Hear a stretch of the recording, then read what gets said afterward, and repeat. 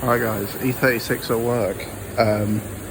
Making a skid plate out of this skid wrist line. Basically, cut a big plate and I'm bending it. I'll show you how it goes. So, I have it bolted on there. I'm going to slot these holes so I can drop the gearbox mount and slot it under. And then bolt it in. Should be mint.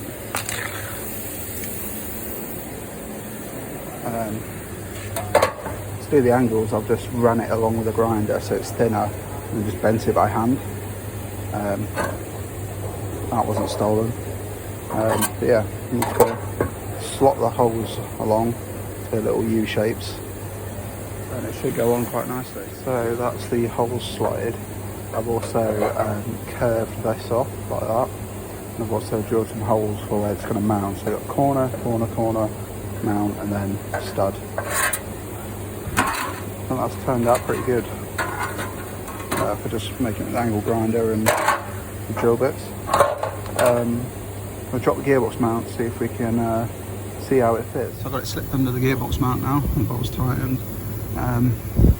You don't have to drill those holes as big as I did for them to like 10 mil. Partly so I'd have some room, but the bolt's really 13s, so you don't need to. That lines up. And then got a hole in the corner, so I'm just going to have to pop that onto there, pop that onto there, maybe do one in the middle as well. Yeah. Up there, nice. So just scrape on the skid.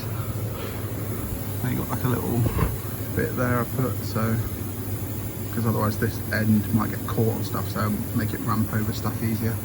But yeah, and you just sort of hammer that to fit that profile, and another screw in the corner. I'm really happy with how that fits. So that's it, bolted on. A bolt.